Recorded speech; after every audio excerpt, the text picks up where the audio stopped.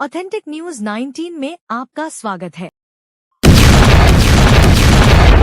आइए देखते हैं आज की न्यूज। ಧಾರವಾಡ ನಗರ ಕಮಿಷನರೇಟ್ ವ್ಯಾಪ್ತಿಯ ಓಲ್ಡ್ ಹುಬ್ಳಿ ಪೊಲೀಸ್ ಠಾಣಾ ಸರಹದ್ದಿನಲ್ಲಿ ನಿನ್ನೆ ಒಂದು ಪ್ರಕರಣ ದಾಖಲಾಗಿದೆ.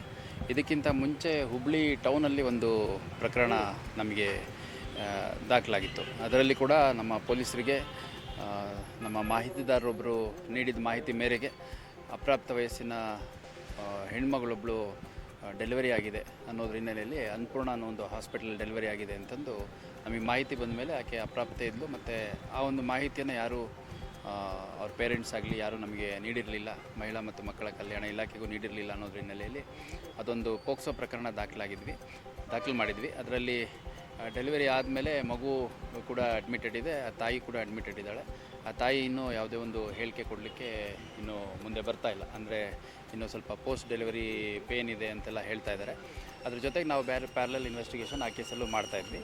ಆ ಕೇಸು ಬೆನ್ನತ್ತಿ ಹೋದಂಥ ಸಂದರ್ಭದಲ್ಲಿ ಇನ್ನೊಂದು ಅದೇ ಕುಟುಂಬದ ಸಿಸ್ಟರ್ಸ್ ಮಕ್ಕಳು ಇವರೆಲ್ಲ, ಅದೇ ಕುಟುಂಬದ ಇನ್ನೊಂದು ಮಗಳು ಕೂಡ ಅಪ್ರಾಪ್ತ ವಯಸ್ಸಿನಲ್ಲೇ ಒಂದು ಮಗುಗೆ ತಾಯಿಯಾಗಿದ್ದಾಳೆ ಅಂತಂದು ತಿಳಿದು ಬಂದ ಹಿನ್ನೆಲೆಯಲ್ಲಿ ಅದೊಂದು ಮಾಹಿತಿಯನ್ನು ನಾವು ಕಲೆ ಹಾಕಿ ನಂತರದಲ್ಲಿ ಒಂದು ಕೇಸನ್ನು ತೊಗೊಂಡಿದ್ದೇವೆ.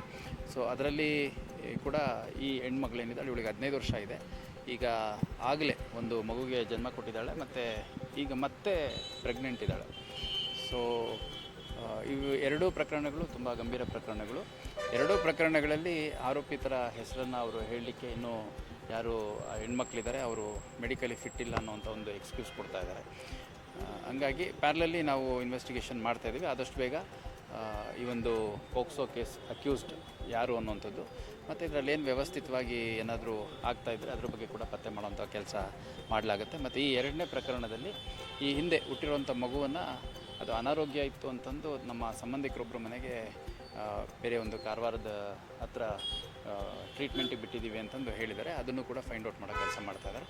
ಆದಷ್ಟು ಬೇಗ ಎರಡು ಪ್ರಕರಣಗಳಲ್ಲಿ ಆರೋಪಿಗಳು ಯಾರು ಮತ್ತು ಯಾವ ಸಂದರ್ಭದಲ್ಲಿ ಒಂದು ಘಟನೆಗಳು ನಡೆದಿದೆ ಮತ್ತು ಇದಕ್ಕೆ ಯಾರ್ದಾದ್ರೂ ಅವ್ರ ಕುಟುಂಬ ಸದಸ್ಯರು ಸೇರಿದಂತೆ ಬೇರೆ ಯಾರ್ದಾದ್ರೂ ಸಪೋರ್ಟ್ ಇದೆಯಾ ಅನ್ನೋದು ಅಸರ್ಟೈನ್ ಮಾಡಲಾಗುತ್ತೆ.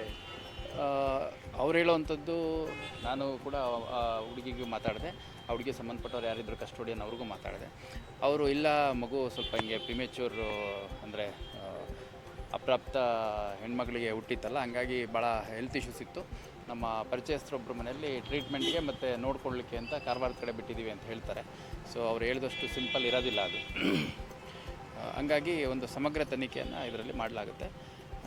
ಆ ಮಗುವನ್ನು ಅವರು ಟ್ರೀಟ್ಮೆಂಟಿಗೆ ಬಿಟ್ಟಿದ್ದಾರೋ, ಮಾರಾಟ ಮಾಡಿದಾರೋ ಪ್ರತಿಯೊಂದು ಕೂಡ ನಾವು ಪತ್ತೆ ಮಾಡಿಬಿಟ್ಟು ಆದಷ್ಟು ಬೇಗ ಯಾರ್ಯಾರು ಈ ಒಂದು ಕೃತ್ಯದ ಹಿಂದೆ ಇದ್ದಾರೆ ಅವರೆಲ್ಲರನ್ನೂ ವಶಕ್ಕೆ ತೊಗೊಂಡು ವಿಚಾರಣೆಗೊಳಪಡಿಸಿ ಕಾನೂನು ಕ್ರಮವನ್ನು ಕೈಗೊಳ್ತೀವಿ. ಸರಿ, ಟೌನ್ ಲಿಮಿಟ್ ಆದಂತಹ ಡಾಕ್ಟ್ರನ್ನೇ ಇದೇ ಪ್ರಕರಣದಲ್ಲಿ ಇನ್ವಾಲ್ವ್ ಆಗಿದ್ದಾರೆ.